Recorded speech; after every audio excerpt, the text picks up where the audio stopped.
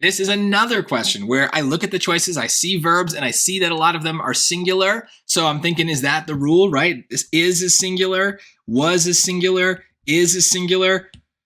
But will be is a tense that doesn't have that singular or plural property, right? I could say he will be late. I'm talking about one person. Or I could say they will be late. I'm talking about multiple people. Notice what didn't change is the will be, right? It's the same in singular or plural. So this is a case where in terms of singulars and plurals, it's both. And that means that that's probably not the rule that they're testing.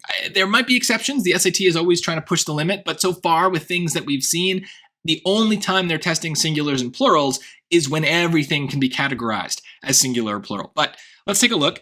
In this case, it probably is either the to and ing rule, or maybe this is past, present, future, because this might be like present tense.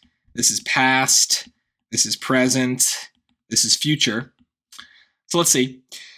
Well, if that is the case, we need to read everything. With residents from Mexico, China, El Salvador, and many other countries, Los Angeles has long been a city of cultural diversity. Even back in the 1860s, now we're talking about time, nearly 30% of the city's population was from outside the United States. Yeah, we need the past because we're talking about the past. So when it is about which tense to use and the way that we think of tense, what time period does it take place, they're going to give you some big clues. So maybe if you thought about singulars and plurals at first and you were wrong, you'd kind of read this and be like, oh, it's about the actual time period. But that is rare, right? Like this is the key with these verb tense rules and why you should watch my lesson on the verb tense grammar rule. There's 3 rules. And the past, present, future one is the one that most people assume is always being tested.